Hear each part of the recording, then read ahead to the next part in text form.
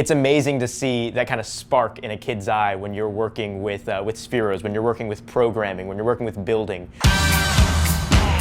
Drones really are kind of the gateway to a lot of STEM careers. When we're learning without knowing that we're learning, that's where the most fun happens. Our mission to help develop future leaders within engineering and science and technology. To expose kids to all the possibilities of what they could do by learning about the various areas of STEM. Robot is something new. There's not a lot of those drone camps out there. We offer an alternative to traditional learning and traditional summer camps.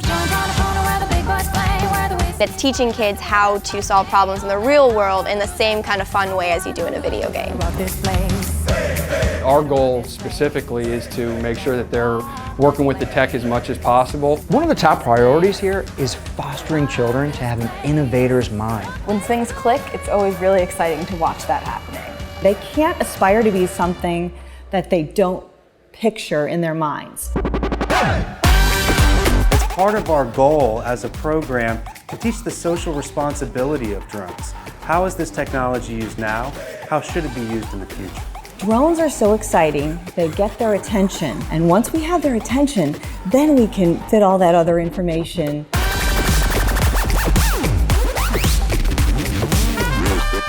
We are educating, we're exposing. I really like the way that Drobots helping children with STEM education. I really feel that we're changing lives. What makes Drobots different is the kids that it attracts, like within a camp. I think it's a little different.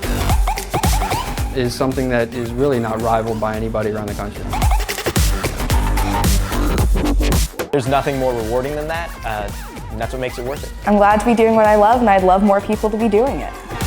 Join the corner where the big boys play.